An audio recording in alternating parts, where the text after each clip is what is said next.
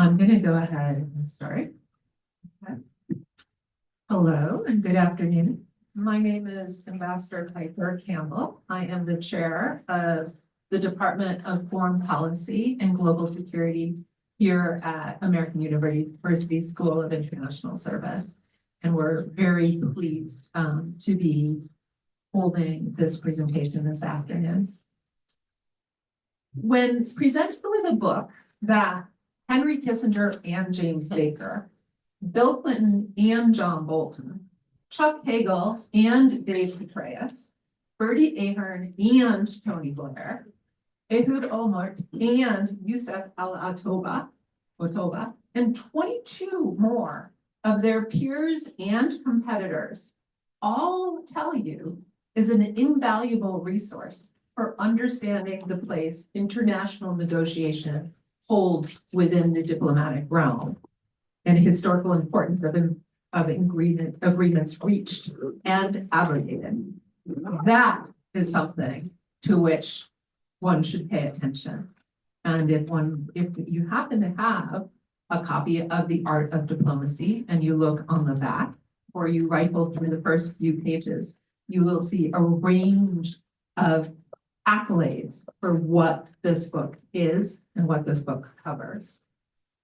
When such a book is written by someone like Stuart Eizenstat, who has had a decade and a half of public service across 6 US administrations, who served as chief domestic advisor to President Jimmy Clinton, whose passing we mourn, as US ambassador to the European Union, where Ambassador Tony Wayne and I both worked for him, although Tony much more directly, I must add, who served as Undersecretary of Commerce and Undersecretary of State and Deputy Secretary of Treasury, hitting the trifecta in the economic and trade space.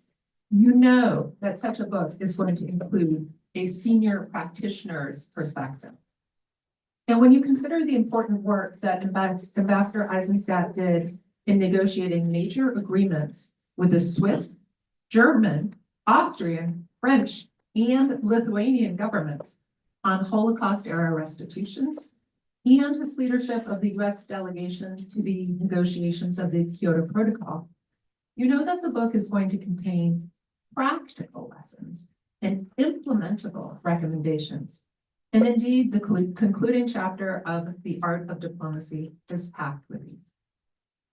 It gives me great personal pleasure to bring Ambassador Stuart Eizenstat to American University for our first Ambassadors Up Close of 2025. After Ambassador Eizenstat speaks, my colleague Tony Wayne, Ambassador Tony Wayne, will escort Ambassador Eizenstat to the stage and will moderate a conversation between the 3 of us, and then an audience Q&A. And so with that, Ambassador Eizenstat, it is my pleasure to invite you to the podium.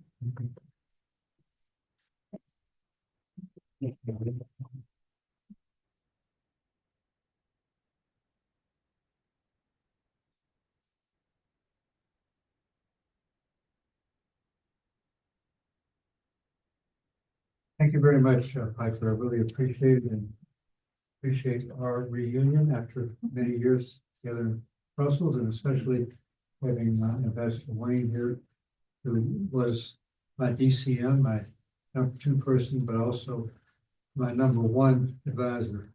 And a lot of whatever wisdom there is in this book came from what I learned from Tony.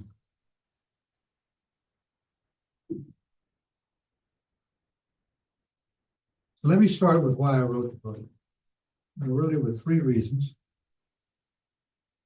The first was, we are in turbulent times with seemingly insoluble problems. And I want to demonstrate how US diplomacy over the past 50 years had faced equally daunting problems and was able to resolve them, and we can therefore resolve the ones we have now. Second, we're in the midst of 2 hot wars in Gaza and Ukraine. The threat of conflict over Taiwan always looms. And at least in my lifetime, we've gone through a series of wars several of which were very inconclusive and unsatisfactory. Vietnam, the two Balkan wars in Bosnia and Kosovo, the two Iraq wars under Presidents Bush I and Bush II, the Afghan war, which was our longest war, 20 years, 4 presidents, $2 trillion in US funds, with a very unsatisfactory ending, and the war in Libya, which President Obama called his worst mistake. So I wanted to take a look at the use of military force as an instrument of diplomacy, when it should be used, how it should be used, what lessons we can learn from using it effectively. And third, I fear we are entering into a period of isolationism, unilateralism, in which we think we can either retreat behind our own two oceans and let the rest of the world take care of itself, or we make pronunciamentos from Washington and expect the rest of the world to salute. And if we do that, we will leave a huge vacuum into which the Russias and Chinas and Irans and others with very different interests and values will fill. And it will be a world for your generation that will be even more conflicted than for mine. The starting point in talking about the art of negotiations is to recognize what diplomacy is to begin with. And that is, it's really the effort to find common ground with another country or a set of countries, and to convince them that it's in their national interest to do what is in America's national interest. And finding that spot where both can go home with a satisfactory agreement. It's not a game of poker in which it's winner take all. It has to be a win-win situation, because the other country is a sovereign nation. They have their own constituencies and their own leaders that have to be satisfied. Having said that, the place to start with successful negotiations, but not necessarily to end, is for the president to appoint the right person at the right time for the right issue.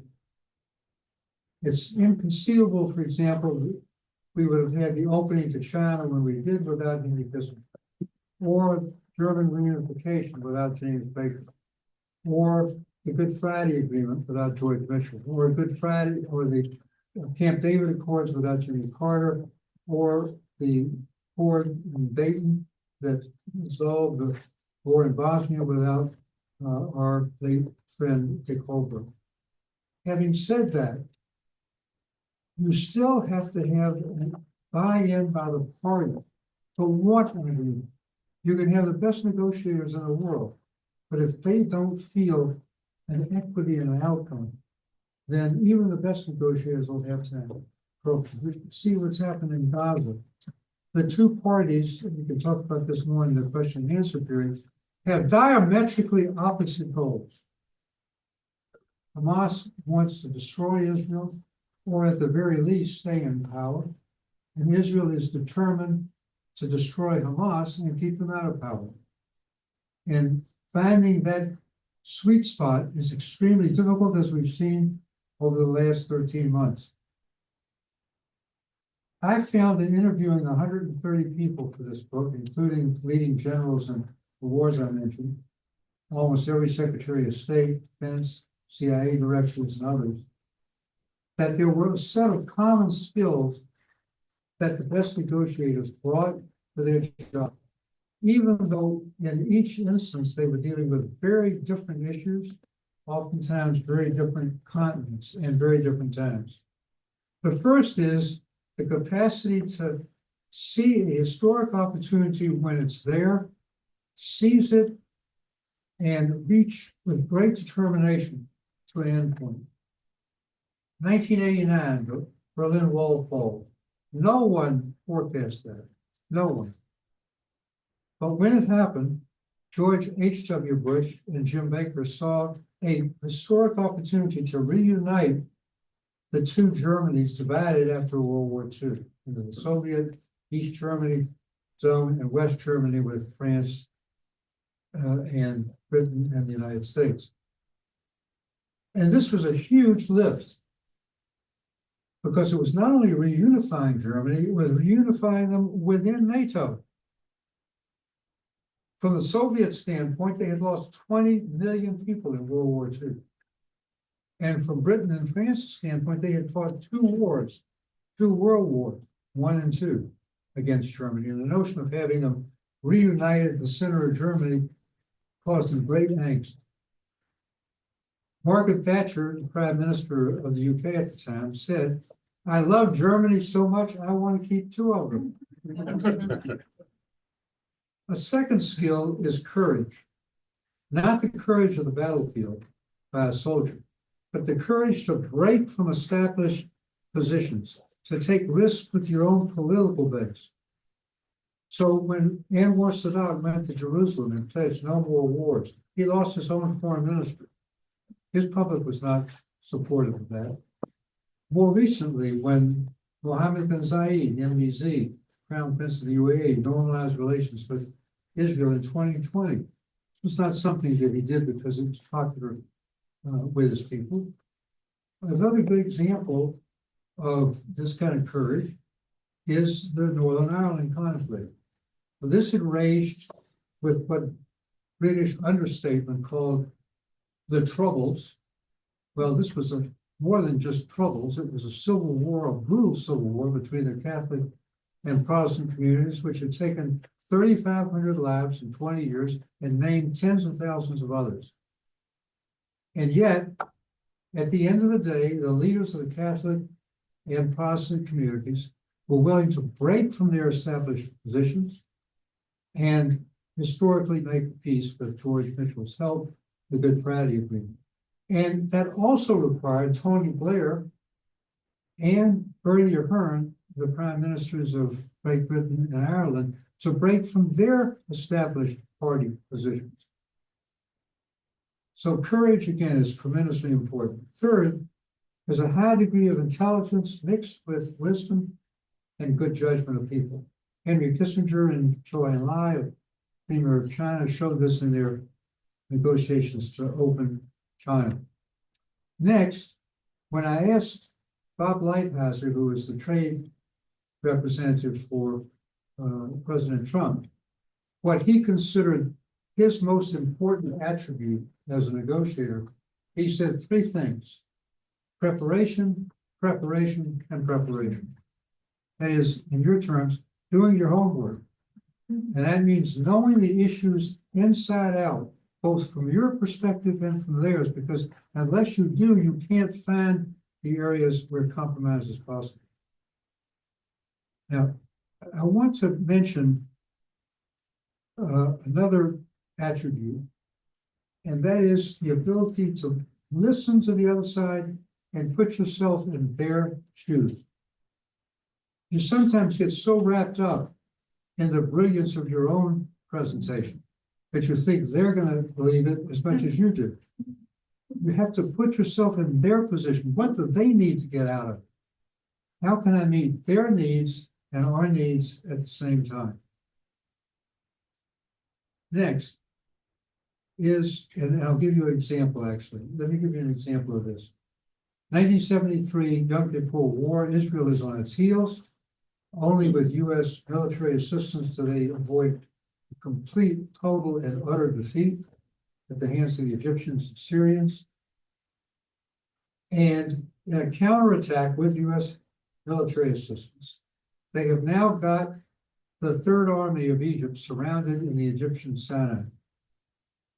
Golda Meir, who's the prime minister, had taken enormous heat for being unprepared for this surprise attack. Now she's got a chance to get some of the political gain back that she had lost by destroying the cream of Sadat's army. Kissinger, standing in Sadat's shoes, trying to imagine this from his perspective, says, Golda, if you do this, it will be a Pyrrhic victory. You will humiliate Sadat. He'll never make peace with you. You've got to find a way of letting that Third Army back so he has something to show for it. And she did, and that led to the first and second disengagements and ultimately to Camp David. Next is creativity.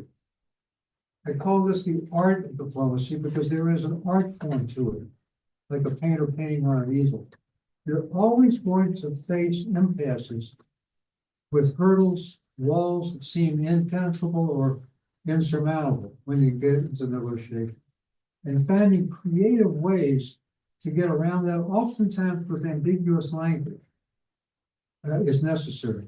So, in the Good Friday negotiation, they start with 13 parties. George Mitchell had been the Senate Majority Leader, and he's now the mediator. And while the negotiations are beginning, the two militias are still killing each other. And the parties said, this is crazy. How can we negotiate peace when we're still fighting? But the militias wouldn't give up their arms because they distrusted each other so much.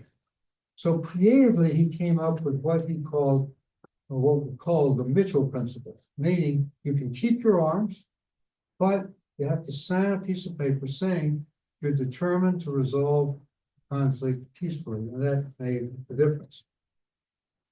Next is stamina.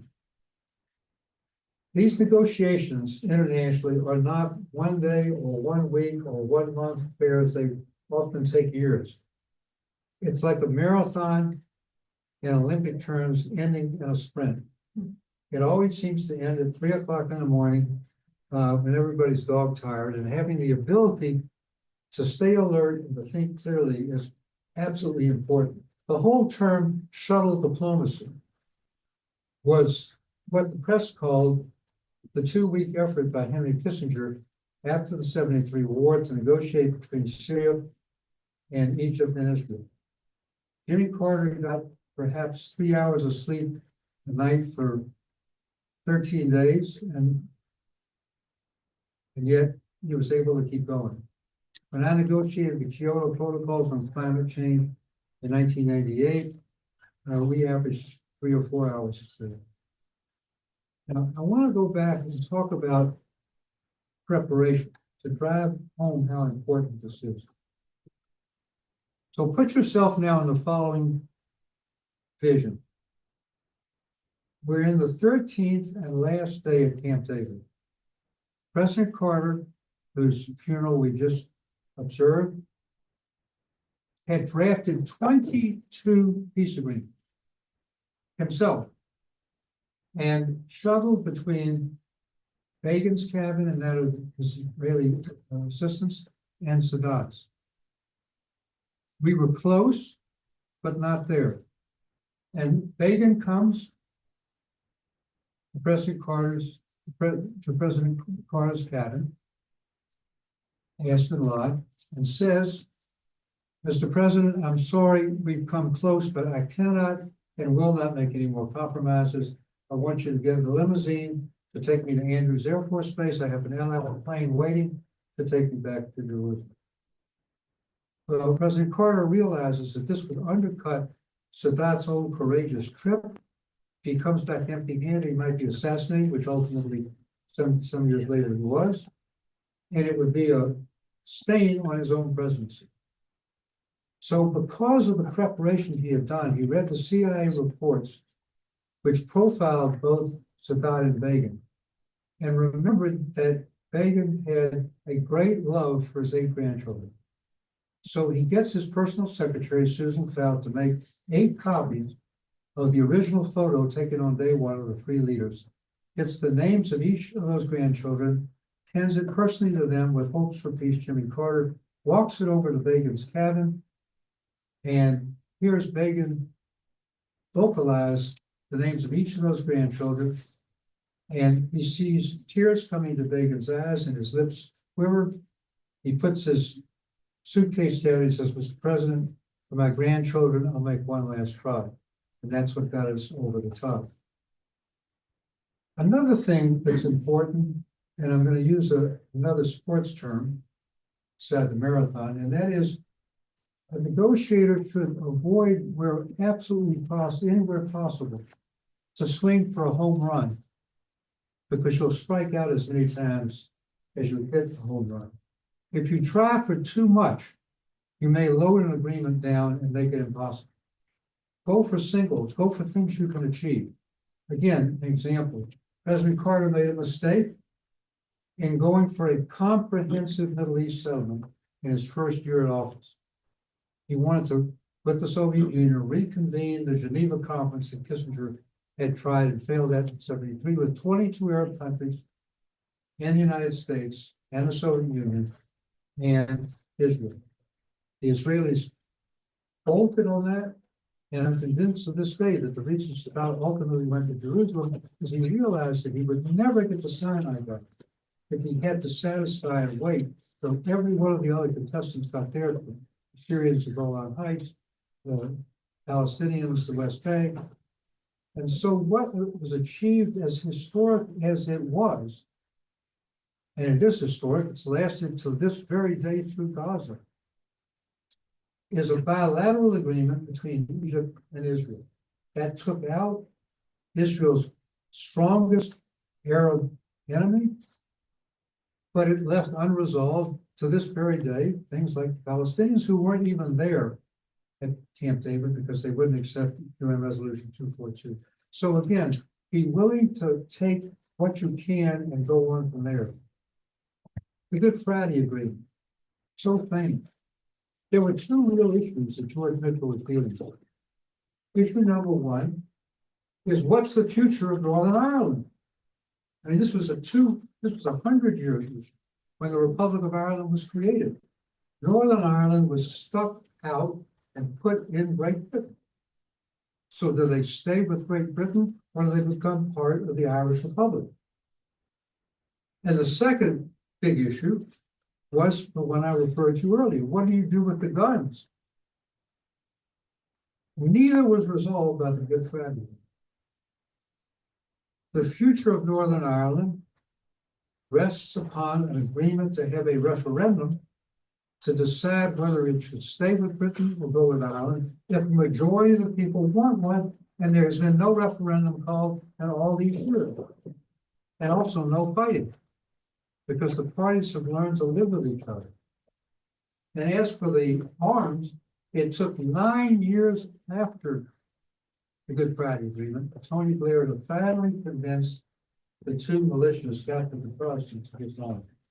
So again, go for what you can get. Next, every president, when he's elected, seems to think that because he was elected and oftentimes defeated his predecessor, that he knows more than they do. And so we tend to be very unreliable negotiating partners. So let me give you examples on either extreme. 1980, we decisively lose the presidential election to Ronald Reagan. And there were many reasons for that, inflation, Iran, and so forth. But he also used the SALT II nuclear agreement that we reached with the Soviets and said, we thought incorrectly, but this was what he said, that it gave the Soviets too much and ourselves too little. And he railed against it. And yet, when he came into office, he fully implemented it, even though it had never passed the Senate. Because he realized that if he pulled the rug out from under the Soviets, he would not be able to build on it for the next agreement, which turned out to be the START agreement, the even deeper cuts. On the other extreme, the joint agreement, the JCPOA with Iran, by the 5 Security Council members in Germany with Iran, is a good example of doing just the opposite. President Trump comes into office, even though there was absolutely no violation, quite the contrary, by the Iranians. He decides 3 years later in 2018, past 2015, to withdraw unilaterally. We're going to try to have maximum pressure, that was his term, to get a better deal. Well, here we are in 2025, instead of what the agreement had, which is getting Iran down to 2.5% enriched uranium, now at 60%, and within weeks of weapons rate, we got 2/3 of their centrifuges disabled. They churn out uranium. Now they have a whole new generation. We got their plutonium plant disabled. Now it's back running. When you depart from what your predecessor did, you have problems. And if you want to wait about, I would say, something like 7 days. You'll see another example of that when President Trump will almost certainly pull out of the Paris climate change negotiation. Last is leverage. Good negotiator has to use leverage. We use leverage every day when we are dealing with our spouses, our partners, our friends, our relatives, our children, our grandchildren. Somehow my grandchildren have more leverage over me than I do, but that's another story. And there are two types of leverage. The first is positive leverage. We're a great superpower. We have a huge market. Granting access to our market to other countries is a great incentive. In the last weeks of the normalization relations between the United Arab Emirates and Israel, for the historic Abraham Accords under President Trump, they didn't want more from Israel. They wanted F-35 fighter jets from the United States, and they got it, and that made the difference. The other kind of leverage is negative leverage, and I'll end with this. There are three types of negative leverage. Number one are economic sanctions, and we are by far, we have more sanctions on more countries than all the other countries of the world put together. It's our sort of default, and sanctions are only marginally used. They take a long time to work, and even less useful than they use because of global supply chain. So we have sanctions on Venezuela because Maduro is still too elected. He's still in office. We have sanctions on Iran. They're building up their nuclear force. We have sanctions on China. We have sanctions on Putin in Russia. And he's still advancing. So I'm not saying they shouldn't be used, but they're not in and of themselves sufficient. Next is the threat of military force rather than its actual use. 1994 in Haiti, President Clinton sends former President Carter, Colin Powell, and Senator Nunn to try to convince the dictator who had overthrown a popularly elected prime minister to leave and let the prime minister come back, and he refuses until President Clinton sends aircraft for Haiti with troops, and he gets noting that he better cooperate, and he leaves, and the prime minister comes back. Third, and most difficult, is the actual use of military force. There is no more difficult decision, heart-wrenching, gut-wrenching decision by a president than to put American men and women in harm's way. And as I've mentioned at the beginning, we have a very mixed history of success. So let me just very quickly, and then we'll go to questions, mention the lessons that I draw from the use of military force over all these years and over all these different stages of combat. Now, one, it should be the last option that you use after everything else has been exhausted. Diplomacy, economic sanctions, and a threat of force. Second, it has to be in the supreme national interest of the United States to use military force. So there are terrible things happening in this world right now. There is a massive genocide going on in Sudan, with the Arabs and these killing by the tens of thousands the Black Sudanese. But for us to intervene, it's just not sufficiently in our interest. Now, I wish the African Union would do so. I wish the UN would set up a delegation, but not for the United States. Third, and this is an important lesson that I actually got from Condoleezza Rice and Steve Hadley, who were respectively Secretary of State and National Security Advisor to George W. Bush, Bush II, in the second Iraq War, where we deposed Saddam Hussein. And that is, they said, we often get it backward. We use military force first, and then we figure out after that what the political outcome is that we want. And we should do it exactly the opposite. We should know what the political plan is and then build a military strategy around it. And that wasn't done in Iraq. Next is to know the internal dynamics, the history, the culture, the politics of the country you're invading. General Petraeus, in his interview with me, said, you have to understand the nuances of the country you're invading or you shouldn't do it, and we didn't in either Iraq or Afghanistan. Next, recognize that there are always going to be barriers and unexpected costs in the use of military force. One of the reasons we didn't defeat the Taliban, in which we had much superior force, was because we didn't recognize for several years that they had the advantage of going right over the border to Pakistan to have a safe harbor. Another example of that is that in Kosovo, NATO, led by the United States, bombed Serbia for 77 straight days to get their strongman Milosevic to the negotiating table. In one of those days, we mistakenly bombed the Chinese embassy in Belgrade, killing several of their diplomats. It was a mistake, but to this day, they don't believe it was a mistake. So there are always going to be costs and unexpected costs. Next is good intelligence. You have to have good intelligence. We went into the second Iraq War because of the supposed existence of weapons of mass destruction by Saddam Hussein. We went in, we found none.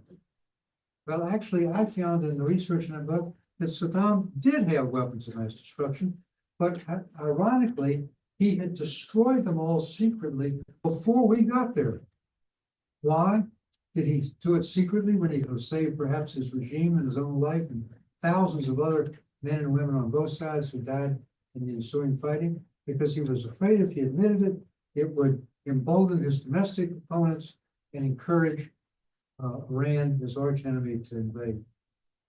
I was the subject of one of the worst intelligence failures in American history. So let's put ourselves back in 1978, 79 in Iran. The Shah of Iran has been the darling of 6 presidents, Republican and Democrat, open shopping list for whatever he wants. The peacock throne, Carter calls the December of 77, January 1 of 78, the New Year's Eve party, an island of stability and a sea of turmoil. We get a CIA report 6 weeks before the Shah is forcibly required to leave. 6 weeks. It says Iran is in neither a revolutionary nor even a pre-revolutionary state. And they didn't know the Shah had incurable cancer. Presidents can't make good decisions when they get that kind of. And last, if you're going to use military force, use what Colin Powell said in his interview is decisive force. George H.W. Bush and Colin Powell did it right. Saddam Hussein goes into Kuwait, gets some of their oil fields. We have a limited political objective, which is just to get them back into Iraq. He gets a UN resolution authorizing force. He gets a congressional resolution authorizing force. He gets a NATO resolution authorizing force. He gets 38 countries to join a coalition with 500,000 troops. Really decisive force, and it worked. His son, 12 years later, in the second Iraq War, forgets all of those lessons. His Secretary of Defense, George W. Bush's, Don Rumsfeld, says, not decisive force, but we're going to go in with what he calls a light footprint. We only had 10,000 troops in it. Way too big. And when we did surge, we oftentimes took troops out of Afghanistan. So we had neither decisive force nor either. And there was no UN resolution and no NATO resolution and a very thin coalition. Now, let me just conclude by saying, with all of the ups and downs, diplomacy is critically important to resolve issues short of war. And in Tony Blinken's interview, he said that for U.S. diplomats to be successful, they also have to have a strong United States militarily, economically, and politically, and one where there is some unity of purpose the kind of polarization we have today, which extends not just to domestic issues, but abroad, makes it very difficult for a diplomat to negotiate for strength when the other side knows that, as Putin does in Ukraine, that we're terribly divided politically. So with that, I'll stop and we'll take some questions.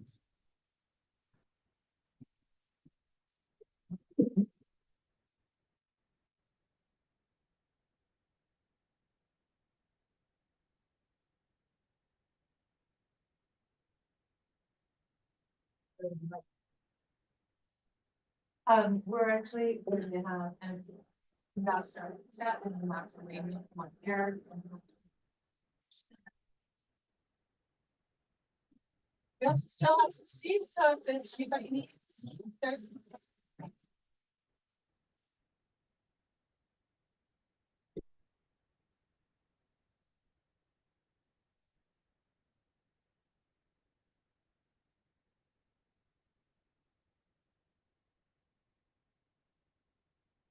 Okay, well, thank you very much for that wonderful discussion. It's been a long time since we had fun working together in Brussels. We've worked together many times for the years since then. As we think about this, all these different lessons that you've drawn from different times, people have used force, used different times used diplomacy, the desire to get to democracy, the desire to get to peaceful things. What would you say might be the 3 or 4 key elements to be looking for as if you decide you're going to try and fix some situation, actually get there? And then, of course, it will, go in different directions as you're working. Of course, it depends on the nature of the problem, but essentially the first thing is to decide, is it something important for the United States to try to remedy? The second is to try to build a coalition of countries, whether it's NATO or makeshift coalition. The notion, which I'm afraid we're going to be getting into that era in the next 4 years, of thinking we can do it alone is a very bad mistake. It's a bad mistake to begin with, but in particular in our era, when we don't have the kind of unchallenged dominance that we had after World War II or even after the Cold War. So the second is, can you get like-minded countries, whether it's an Asian problem with Koreans and the Japanese and the Australians, and the New Zealanders, if it's in Europe, can you get either if it's an economic problem, the EU, or if it's a military problem, NATO behind us. Third is to go through the cascade of steps that I mentioned, which is you start with diplomacy and first define your goal. What is it you're trying to achieve before you get head over heels into it? And is it a reasonably achievable goal? And then you try to bring your allies along with that goal and find out how we can burden share. And then you start on the cascade. Again, you start with diplomacy. If that fails, is it so important that we will then put economic sanctions on it? Are the sanctions going to be useful? I mean, let's look at Russia, okay? So it's a very good example of the impact of sanctions. We've had really very, very tough sanctions on Russia, which our European partners have joined in. I mean, they've sacrificed more than we have. They were hugely dependent on Russian oil. Germany, 60%, now it's 4% dependence. So economic sanctions have hurt Germany, have hurt Russia, in the sense that they now have, 21% interest rates. Their growth is stalling, and militarily they've lost somewhere between 600,000 and 800,000 soldiers, either killed or wounded. And yet, the economic sanctions have not been sufficient to actually bring them to their knees. Why? Number one, the ability to hide behind shadow companies, misnamed companies, using ships with false flags. In fact, the ability to cheat. Second, with sanctions, there's often an out. China has bailed out Russia, not with military loss, but economically. And third, they have one weapon, which many other countries don't have, as Venezuela, by the way, and that's oil. It's very tough to directly sanction oil without raising world prices so much that we downs our discipline. And so again, you go through this cascade, the economic sanctions. If that's not working, is it worth taking the next step? Not necessarily. Just depends on, again, how much it impinges. The next step starts to get you on a slippery slope of military. And then if you want military action, and we get a buy-in, you know, oftentimes the UN will veto it because China and Russia will veto it. They did not do so, by the way, in Bosnia. Or there's no veto. They were willing to allow the use of force. So it's those sorts of steps that you have to take in addressing a particular issue. The question of what personal diplomacy can do is also important. A president, you can see it right now in Gaza. Okay? So everybody's fighting over who gets credit for the first phase agreement, if there is one. I think the Israeli cabinet's voting Friday. They wouldn't have scheduled the vote if they didn't think that they had the votes. So it is the Biden plan, three-phase Biden plan. They've spent months negotiating it, but there's no question that Trump's personal relationship with the Prime Minister of Israel was also a factor. So sometimes just that personal involvement can be important. At Camp David, having the kind of personal relationship that President Carter had with Sadat was absolutely seminally important. I mean, Sadat literally said to him, because he was not a detailed guy, Mr. President, you know what I need. I'm putting my fate in your hands. And that's certainly not what Begin said, but that's what Sadat said. So having that personal relationship, another example of the personal relationship occurred, and its importance, occurred in the German unification talks. So the Soviets, for understandable reasons, had great concern about a unified Germany, particularly in NATO. And so what Jim Baker did, Secretary of State George H.W., is a great example of the need for personal relationships and negotiations. He takes the foreign minister of the Soviet Union, Shevardnadze, away from the bright lights of Moscow and Washington, and takes him to his retreat in Jackson Hole. And they spend 2 or 3 days themselves, bonding, talking about their children, their grandchildren's future. How do we make this a Europe that is not divided anymore?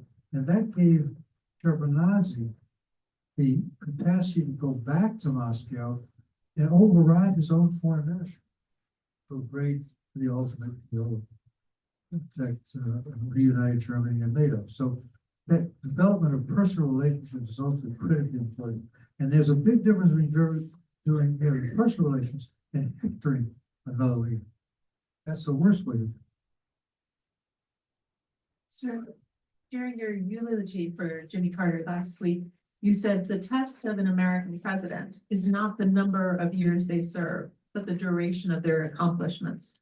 And by that measure, you assess Jimmy Carter as among the most consequential presidents.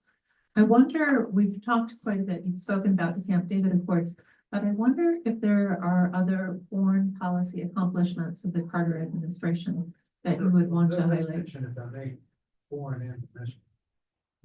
Let's mention foreign and domestic. So when we came into office, the U.S. was importing 50% of its crude oil from OPEC.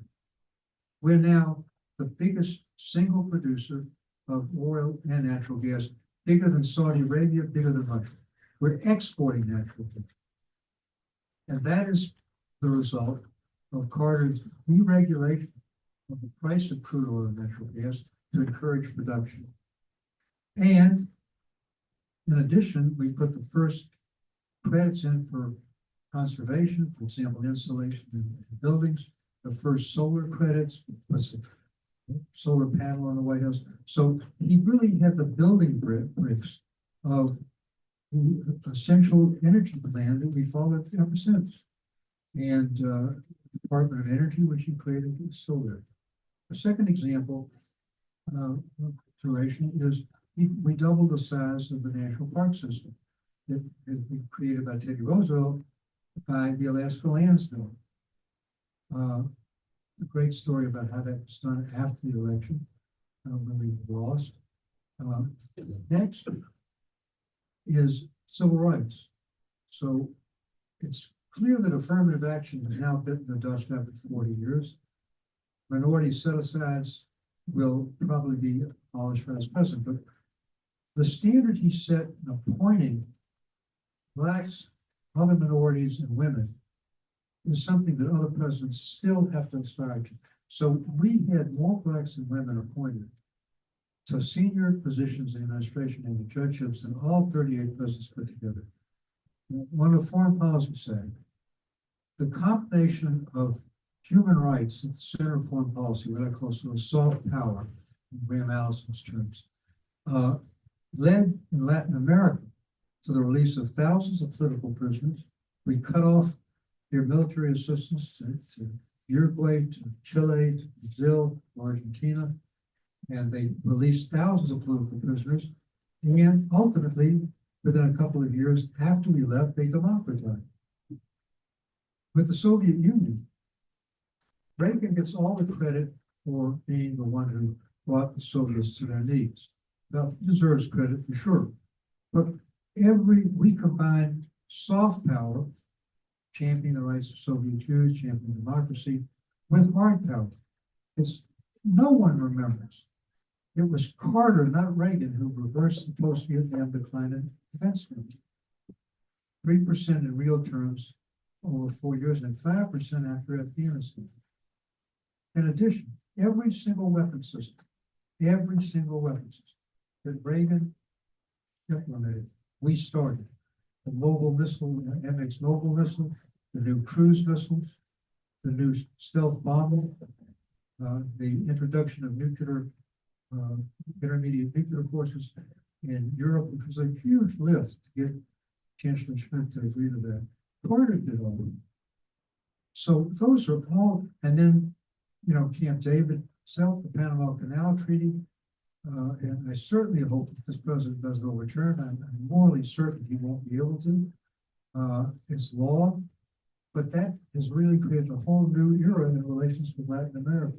And the China normalization, yes, we have multiple problems with China, but how much worse would they be if we didn't have diplomatic relations with them? And no president ever thought about terminating.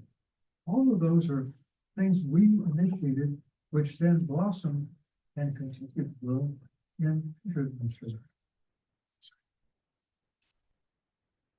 And then there are some of these items that Mr. Carter took up after he left office also and worked on and contributed to in Haiti and other parts of the world.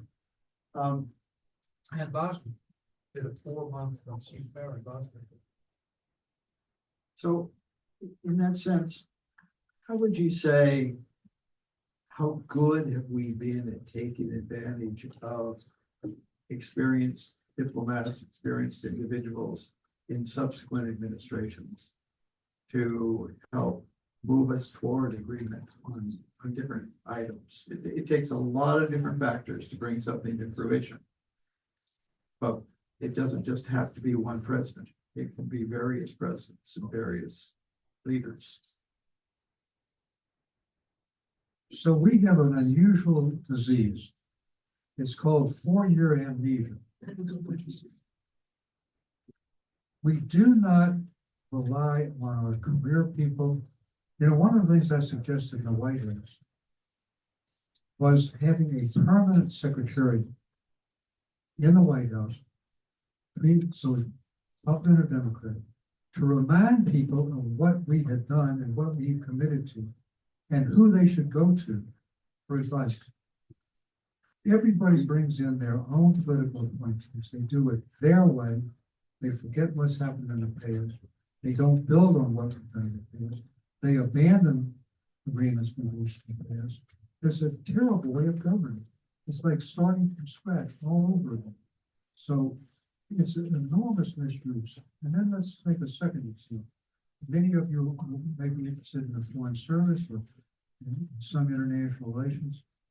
So we have more political appointees, including myself and you, than any other country. In most administrations, 30% of the ambassadors are political appointees. With Trump, one, it was 40%. In European countries and Asian countries, it's a very tiny percent. I mean, you can go up and down Massachusetts Avenue and go in, knock on the door of the embassy and say, are you a career person? Almost everybody is a career person. They bring a collective memory. We don't. We start with political people, and yes, we keep DCMs perhaps, but you know, we have all the hotshots who came because they contributed $1 million. They have no knowledge of the country, no knowledge of the language, no knowledge of history. It's a terrible deficit. And then one of the things that was interesting when I was interviewing some of the generals, including Petraeus. So normally the diplomatic rotation system and Ambassador Kimball, you're aware of this, is usually 3 years, 3-year cycle. And there are two issues with this. Number one, you may be an ambassador in the Middle East, and then you're suddenly sent to Latin America. And you go to the Foreign Service Institute in Northern Virginia and you waste 7 months learning another language, another history.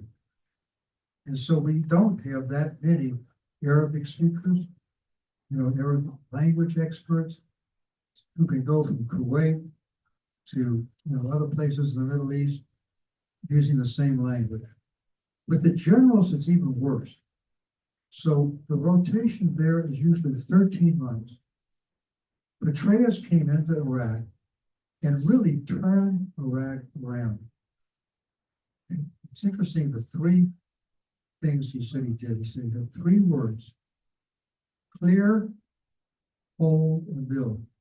Clear an area of terrorists, put enough troops in to hold that, which by the way the Israelis have not done. They've been back in northern Gaza 4 times. And third is build.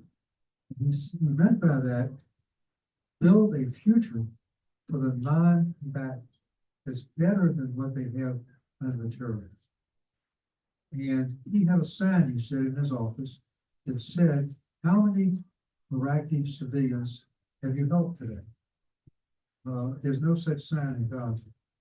So these are lessons that have to be learned. But again, this rotation system is itself the enemy of continuity. I definitely experienced a change of climate when I went from Basra, Iraq to Mongolia. That was a bit of a shocker. Speaking of climate, you were involved in the Kyoto negotiations, which at the time, this whole idea of greenhouse gas emissions, et cetera, it was a really highly technical subject, and many of the most complex negotiations are on these technical subjects. How did you, in that instance, how did you develop expertise? How did you figure out who to rely on to fill in your knowledge to be part of your team? And we've got a great environment development and health program here. How would you suggest that people who are interested in issues like that think about how they might contribute their knowledge, their interest in international negotiations? I had all of 3 weeks to prepare. Wow.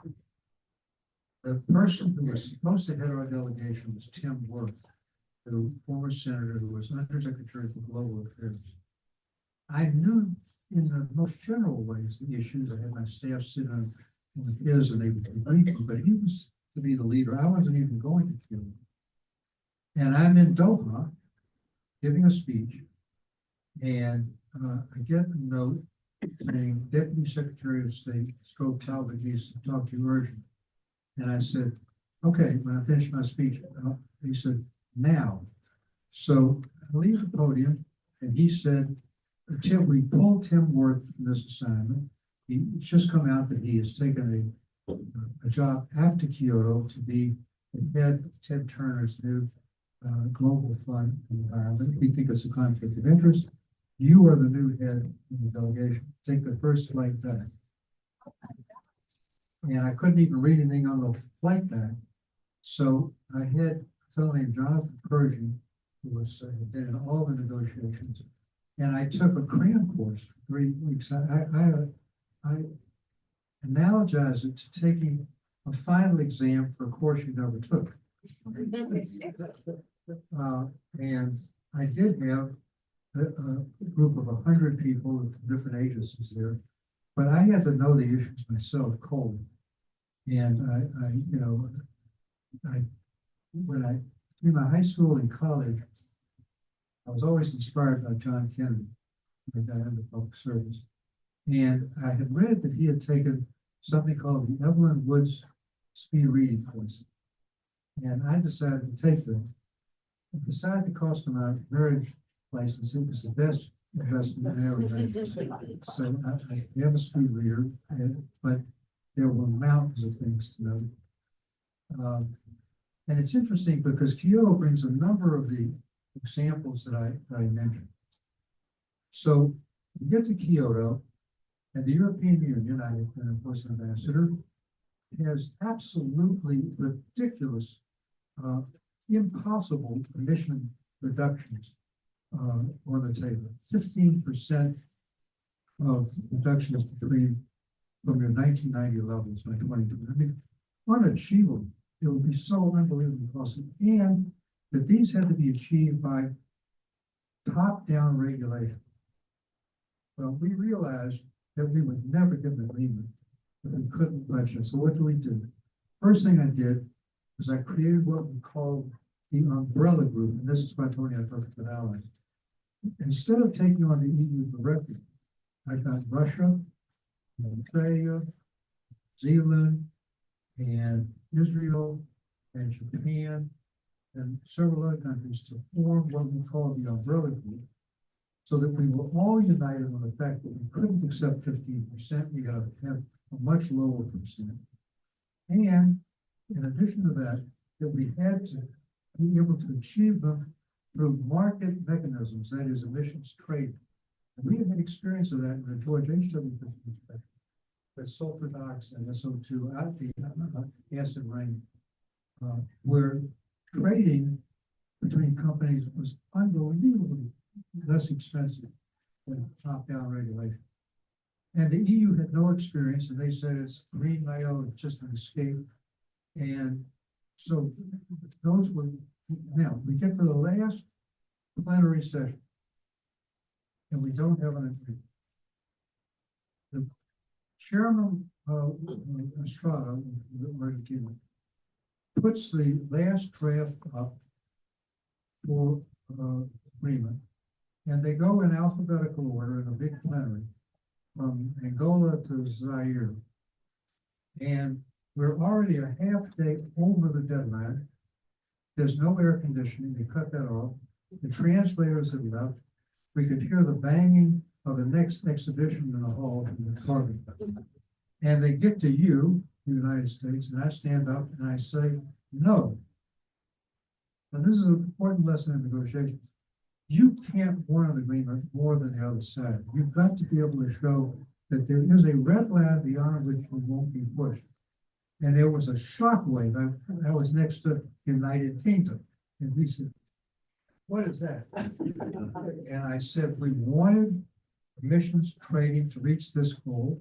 We have agreed on the goals. We cut it down from 15 to 8%. The EU took 8%, we took 7%, we took 6%. But we said we have to be able to achieve it by market mechanisms because it would be hugely expensive to do by regulation. Okay, so the Strata calls John Prescott, who was the Deputy Prime Minister of the UK and the head of the EU delegation, and myself back to the green room. And here's where ambiguity comes in. How do you bridge this gap? So the way we did it was, it says that regulation can be supplemented by market mechanisms. Now, we interpreted supplemented mean fully supplemented. They interpreted supplemented mean partially, because you start with regulation. And we all came about, we kissed each other and and that was it. So, I mean, oftentimes you have to resort to that kind of thing. But again, it's really an example of preparation. I could never have done this without absolutely understanding all the nuances. It's very complex. So, And understanding that you can stretch a little bit to push towards. Yes. uh, to get to an agreement. now I'll tell you, the worst meeting I ever had in my life was in Kyoto with what was then called the G77 development countries. And they were led by China and India. Now, put yourself back, so we're talking about we're talking about 1991. So it's not the China of today, it's China of 1998. And we went into this room with 77 representatives, and they just started screaming, literally. You want us, all we asked the developing countries, we didn't ask them to make absolute cuts, just the rate of your increase, just flatten it out. Who are you to tell us to do this? You're the ones that created global warming. Now we're just starting our industrial revolution, and you have the gall to tell us that we have to start putting in environmental matters? It was just awful. And China, in many ways, still takes that position. They want to be seen as a developing country when they're the second largest economy in the world. They didn't contribute in the last summit. We were in COP3 of Kyoto. It's now COP29, I think, in Egypt and in Dubai. And what happened? The Chinese refused to contribute to the $100 billion fund. It was to help developing countries abate the problems of climate change and begin the transition to peace, because they're a developing country. Exactly, we have those all the time. Okay, well, we should take a couple questions from the audience. So can I invite people to come up to the microphone here? And we'll at least take two questions and we'll see how far we get. Thanks.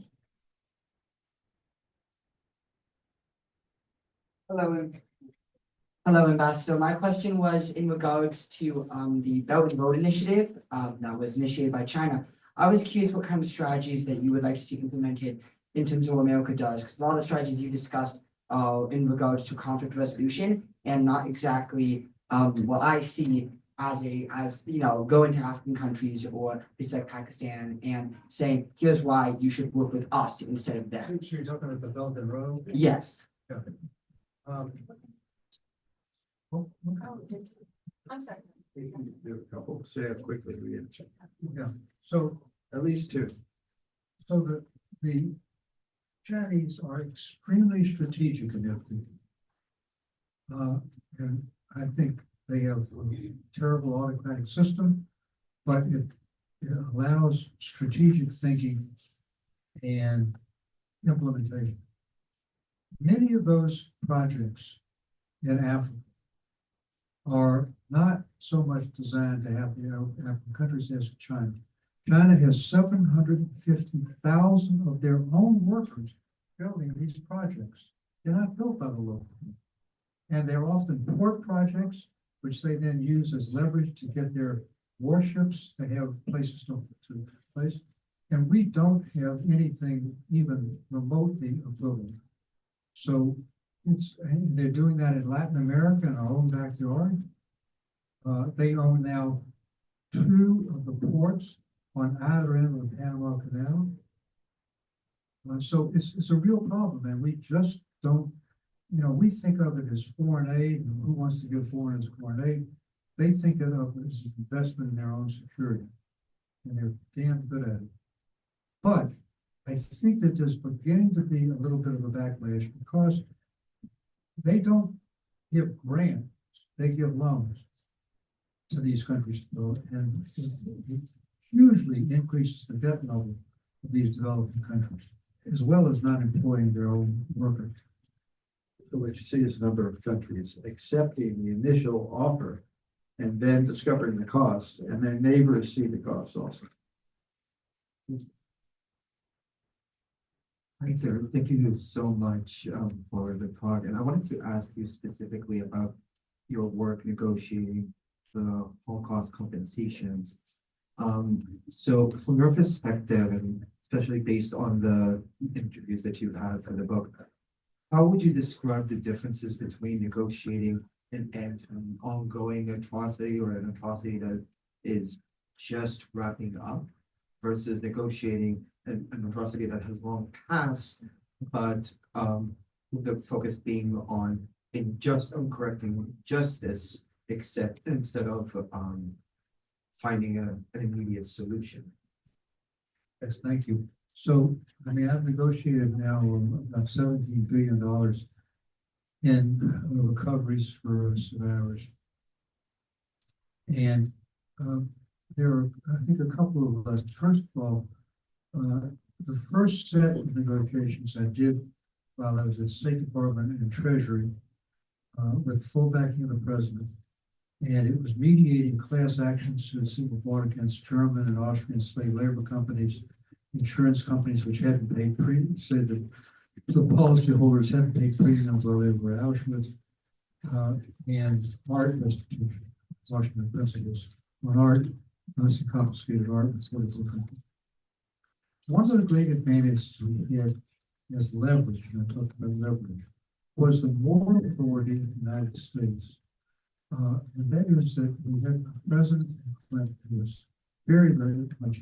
Second, when these companies were sued, for example, using slave labor during the war, these were companies whose businesses heavily depended on the U.S. market. VW, for example, Allianz and Siemens. And it was a reputational issue.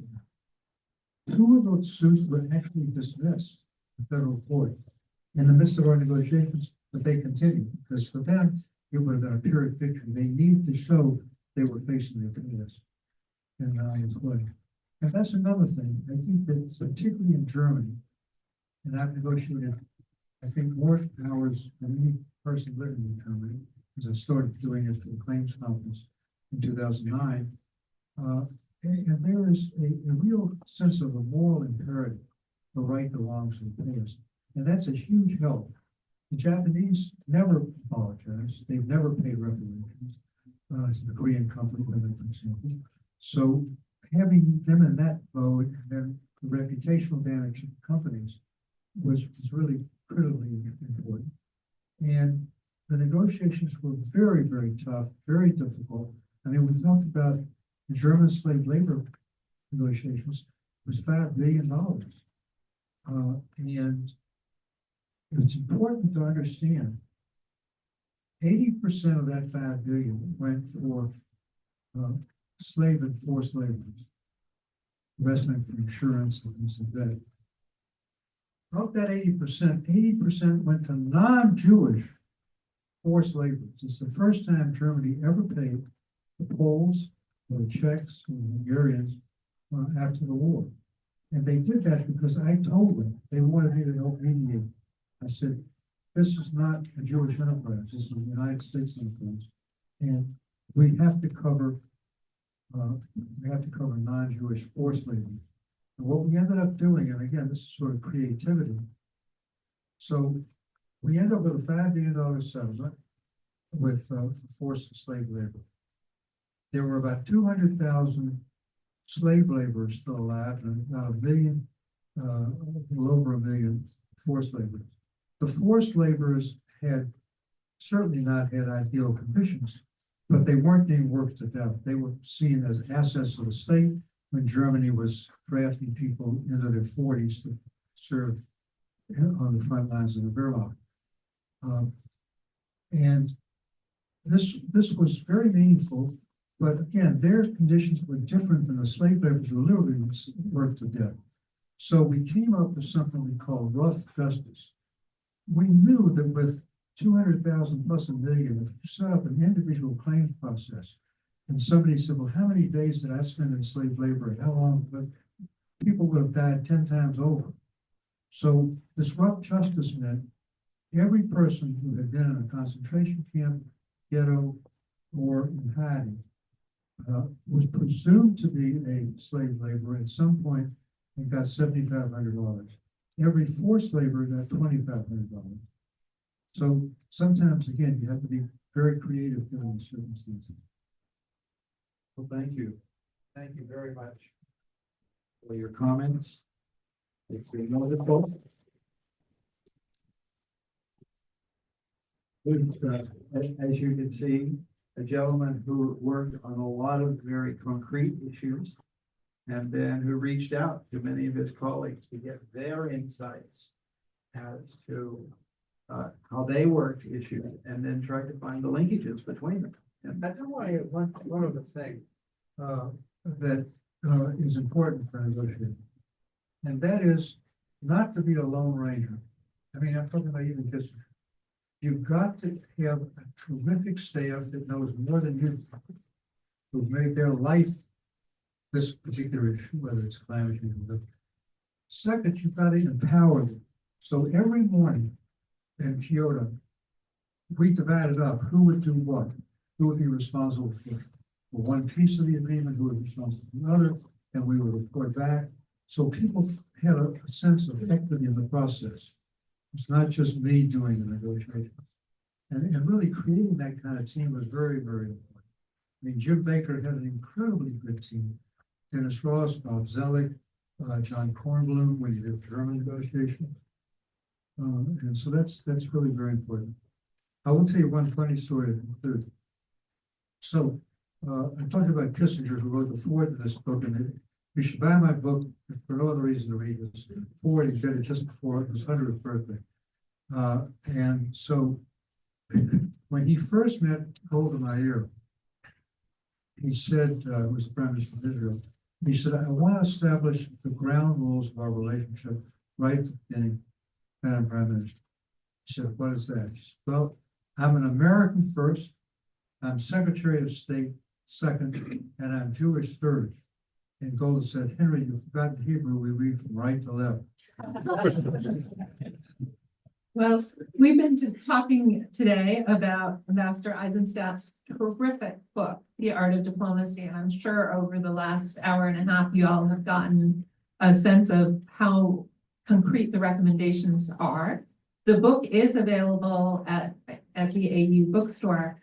I join Ambassador Eizenstat in recommending everybody buy it, but one lucky person in this room is not going to have to buy it, because under one seat in this room is hidden a Willy Wonka golden ticket. And so if you look under your seat, somebody in this room is going to get a signed copy of Ambassador Eisenstat's book, because, yeah.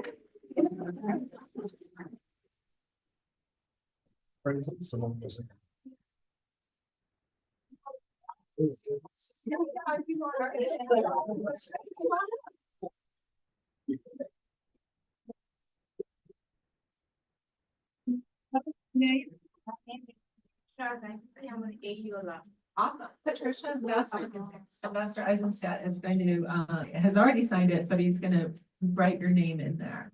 So you can tell him how it is, spell your last name. Congratulations. I think they have a name that I chose. This was not a pig's breath.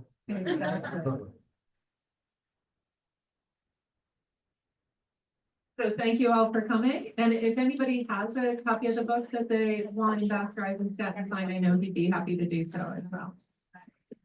Thank you.